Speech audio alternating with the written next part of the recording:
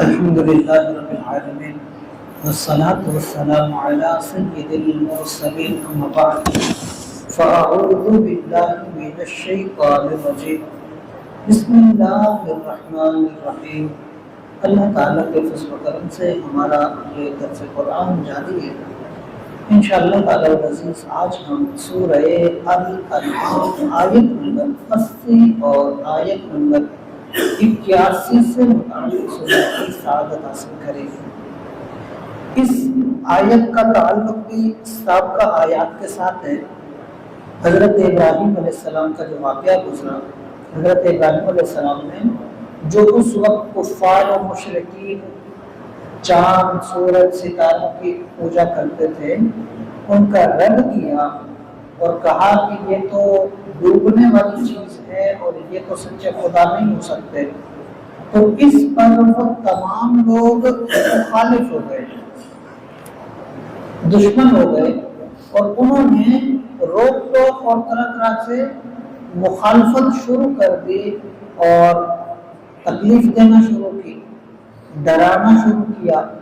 اور اسی گفتگو میں بعض لوگوں نے کہا کہ تم ہمارے بتوں کو برا کہتے ہو، غلط کہتے ہو، کیا تمہیں یہ ڈر نہیں ہے کہ یہ بت تمہیں تباہ کر دیں گے؟ تم انہیں خراب جو کہتے ہو، تم انہیں جھوٹا کہتے ہو، یہ تمہیں تباہ کر دیں گے، یہ تمہیں نقصان دیں گے، خوف دلانے کی کوشش کی۔ تو اس پر حضرت ابراہیم علیہ السلام نے ان کو یہ کہا کہ مجھے ان بتوں کا خوف دلاتے ہو جو کہ تمہارے اپنے ہاتھ کے بنائے ہوئے، تم نے خود انہیں تراشا، یہ تو پتھر تھا، لکڑی تھی، مٹی تھی، تم نے انہیں تراشا اور بنایا، یہ تو ہاتھ کے بنائے ہوئے بے جان بت ہیں، ان سے تم ہمیں ڈراتے ہو، حالانکہ تم بتاؤ تم نہیں ڈرتے، تم کہتے ہو کہ یہ اللہ کے قریب ہیں اور تم انہیں اللہ کے ساتھ شریک ٹھہراتے ہو۔ کیا اللہ نے اس کی کوئی دلیل دی؟ اللہ نے کوئی حکم نازل کیا؟ کوئی چیز ہے تمہارے پاس کہ یہ اللہ کے شریک ہیں، ان کی عبادت کرو گے تو اللہ راضی ہوگا؟ یہ اللہ کا کوئی پیغام، اللہ کا کوئی اس طرح کا معاملہ ہے؟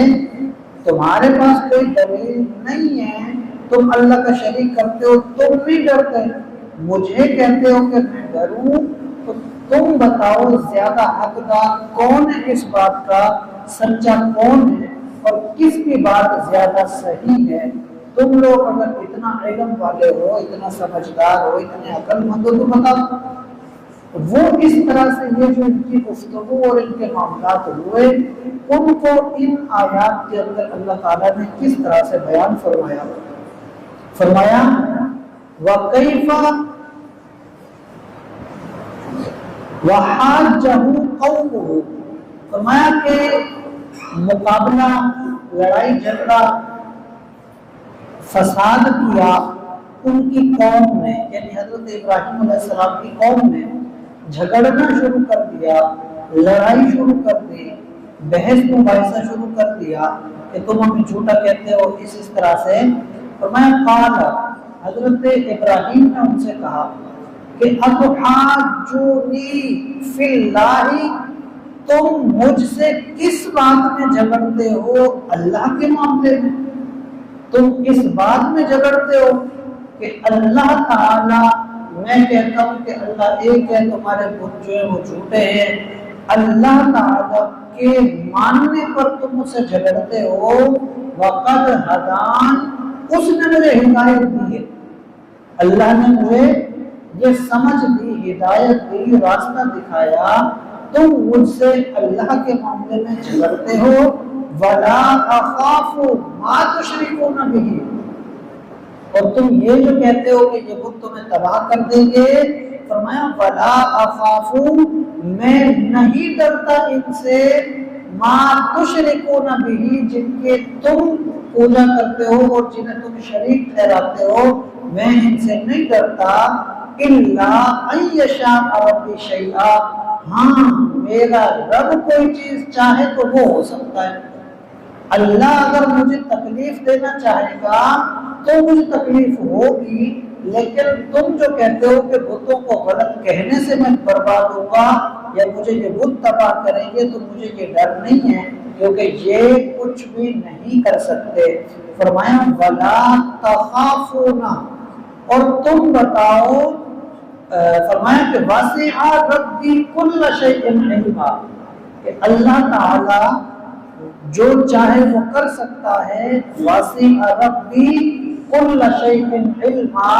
کہ اس کا جو علم ہے وہ ہر چیز کو گھیرے ہوئے ہے، ہر چیز سے بڑھ کر ہے، اور جو کچھ بھی ہے سب اس کے علم میں ہے۔ کون مجھے نقصان دے گا، کون میرا بھلا چاہتا ہے، کون مجھ سے دشمنی رکھتا ہے، کون مجھے غلط سمجھتا ہے، سب اللہ جانتا ہے۔ تو اللہ تعالیٰ اگر چاہے گا وہ تو ہوگا، لیکن اگر اللہ نہیں چاہے گا تو بتوں کے معاملے میں مجھے خوف نہیں ہے۔ فرمایا افلا تتذکرون، تو فرمایا کیا تمہیں یہ ڈر نہیں ہے، کیا تمہیں یہ سمجھ نہیں ہے، کیا تمہیں یہ عقل نہیں ہے؟ اور وَكَيْفَ أَخَافُ مَا أَشْرَكْتُمْ، اور میں کیوں ڈروں ان سے جن کو تم شریک کرتے ہو، یعنی کہ شرک میں جن کو تم اللہ کے ساتھ ملاتے ہو، میں ان سے کیوں ڈروں؟ وَلَا تَخَافُونَ، اور تم بتاؤ تمہیں خوف نہیں ہے کہ أَنَّكُمْ أَشْرَكْتُمْ بِاللَّهِ، کہ تم شریک کرتے ہو اللہ کے ساتھ مَا لَمْ يُنَزِّلْ بِهِ عَلَيْكُمْ سُلْطَانًا، حالانکہ اللہ نے کوئی دلیل نازل نہیں کی، اللہ کا کوئی حکم تمہارے